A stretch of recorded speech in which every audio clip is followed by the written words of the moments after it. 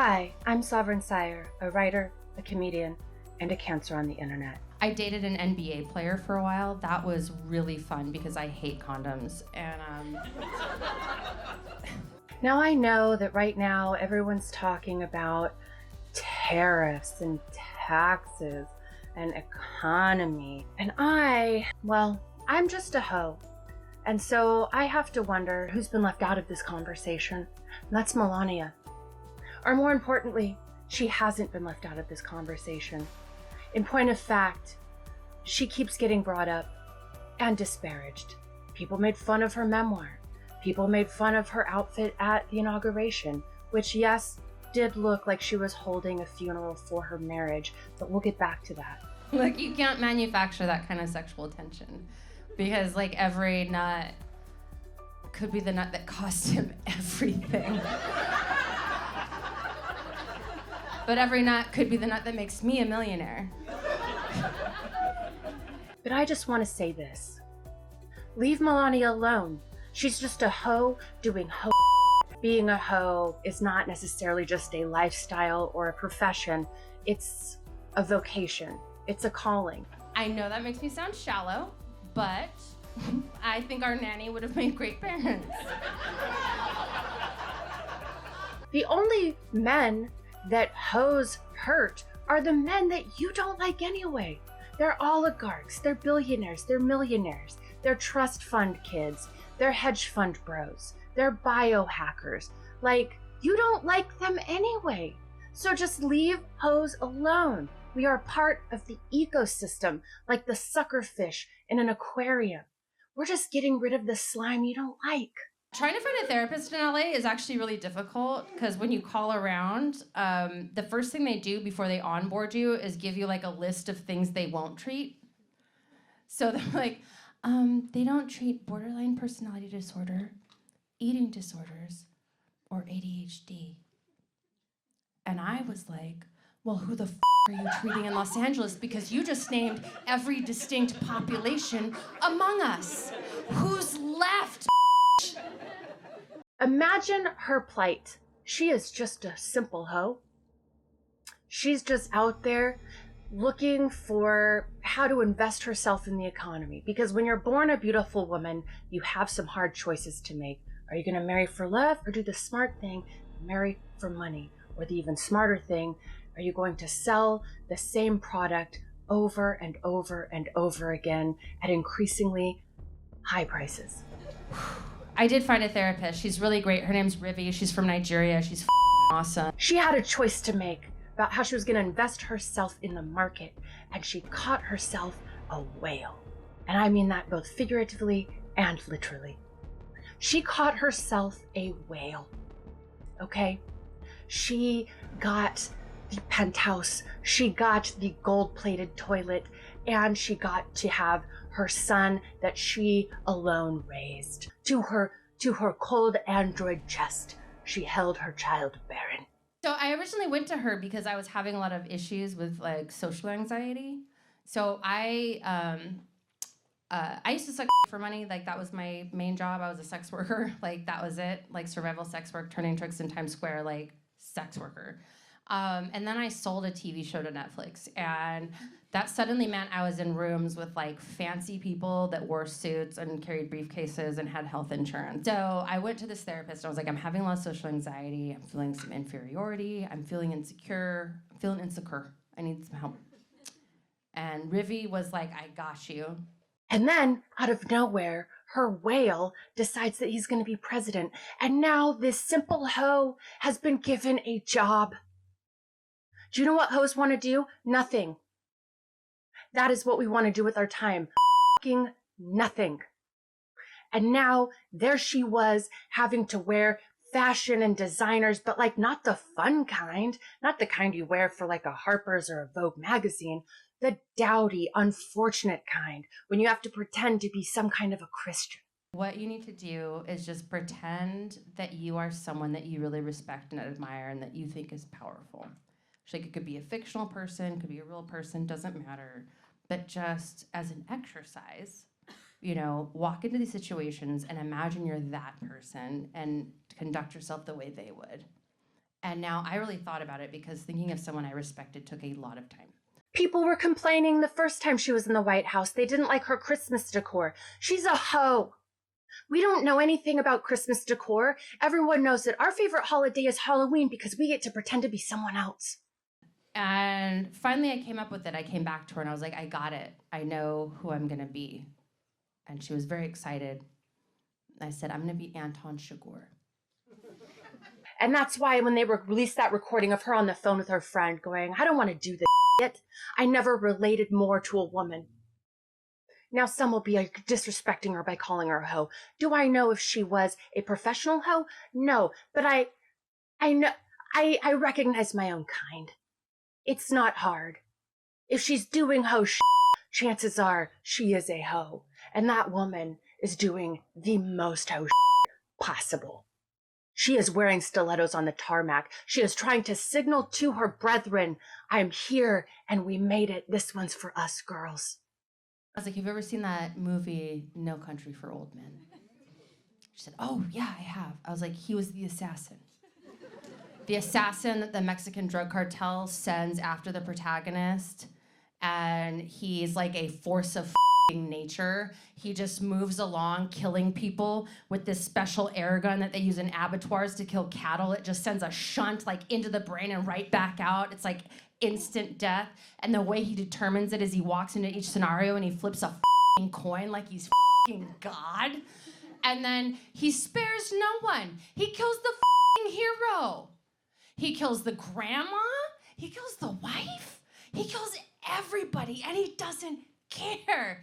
And at the very end of the movie, he gets in a car accident and he like breaks his leg and his face, and these kids come out like trying to help him, and he just like limps out of the car like dragging his broken leg and just goes off into the sunset like a great white shark, never once stopping, just looking for its next kill. I want to be that guy. And I could tell immediately that was the wrong answer. And so I said, or I could imagine I was like Beyonce, she's a Virgo. Same difference. Do you know why wealthy men like Donald Trump, alpha males, who I guarantee you did not ever ask Melania what she brought to the table and never once asked her to split the bill or took her to coffee on the first date? Let's just get that out of the way. Within every hoe, there are two wolves. There's the hooker with the heart of gold, and there is the scheming, conniving hustler. And both need to be paid. You need to pay both of them. So I'm me. Let's establish my resume. I'm me. So I used to for money, okay? Then I started being a stand-up comedian, so then I was telling jokes about the fact that I used to for money. And then I sold a TV show where I wrote about being a comedian that tells jokes about sucking for money who used to actually suck for money. It's like, think of it as like the inception of blowjobs. Okay. Yes. Men like Donald Trump like hoes. They do. They like that. They like something that doesn't like them back. That's why every photo, every video clip of Donald Trump is him chasing after Melania, trying to get her to hold his hand, trying to get her to give him an air kiss. And he lives for it because she has better to do. Because when a hoe is like that, he looks at her and he's like, ah, she sees the real me.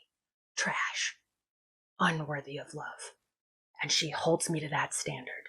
I have no redeeming qualities whatsoever. I'm proud of that. Why is it that I don't like Donald Trump? He pays sex workers. Why don't I like Matthew Gaetz? He pays sex workers. Not enough. And speaking of that 17-year-old girl, here's how I know that she was a good hoe. Because he said that he thought she was his girlfriend. Oh, she was good. She was good. My best friend is a cold case investigator. He investigates cold murder cases, 20, 30, 40, 50 years old, missing people cases, 20, 30, 40 years old. Like, that's what he does for a living. He's helped solve over a dozen cold murder cases and has reunited several missing people alive with their families, right? That's pretty incredible. And like, he's 6'4", so he didn't even have to be nice. Because let me tell you, there is no job harder than having to sit across from someone like Donald John Trump or Matthew Gates and having to pretend that they are interesting. Mom is the hardest job? I think not. But my friends will like tease me about this friendship because they're like, my brother just the other day was like, you guys are like an odd pair because like he's a good person and you're you. And I was like, wait a minute, hold up, excuse me. Yes, okay. Does he help solve cold murder cases and bring closure and justice to families and victims? Does he reunite missing people with their families? Yes. Is it funny? No. No one's laughing at that. And that's the thing when people come at me, Sovereign, why do you have all these opinions about politics? Why do you have all these takes on politics and politicians? And I'll tell you why. Because I've worked with these people. I've signed NDAs for these people. I have been in the rooms with these people when they have their business clients on speakerphone because they want to demonstrate what good business people they are and how funny it is that they're having a business call while they're also seeing an escort. Is it even vital? He's solving murder cases that are like 20, 30, 40, 50 years old. It's not like there's like an active shooter in the building. Like no one's gonna die if he doesn't do his job. Okay, now let's look at me, a whore. Statistically speaking, when men can't look at titties, go to titty bars, get hookers, get their dicks sucked, women get hurt. That is a sad and true statistic. And I am out there night after night sucking dick after dick after dick after dick, saving fucking lives. Not all heroes wear capes. Some of us have to lie on our backs and think of the children. These people are boring. That is the most important thing to understand about their psychology. The amount of wasted time, the amount of wasted ink that has been spilled talking about narcissism this and sociopath that and neo-Nazi this and authoritarian that and oligarch this. They're boring. They're boring people. They're boring people that completely believe that they are unworthy of love and completely unattractive and have nothing to offer the world. And most of the time they are correct. And so they know that they have to pay for it. And they know that everyone in their orbit is there because they're being paid to be there. They know that it's all a charade, that the emperor is wearing no clothes. And in that builds with them a seething resentment. And that is what you're dealing with. You don't need to pathologize it. Just call it for what it is. Sour grapes. Self-awareness. And vengeance. He's a good person and I'm me. Yeah, queen. All right, I'm gonna close this out. And that's what it is. They are inflicting themselves upon the world because they don't know how to get by themselves. They know if they did not have the money, if they were not born into it, that they wouldn't get the time of day. And that's why they're so critical of women. That's why they want to control them so much. That's why they want to change the laws. They want to be able to pick the mothers of their children. That's why they want to get rid of abortion and to basically decriminalize rape. Now, some may say this sounds very cynical, it sounds very dark. I'm just telling you what I heard in the rooms.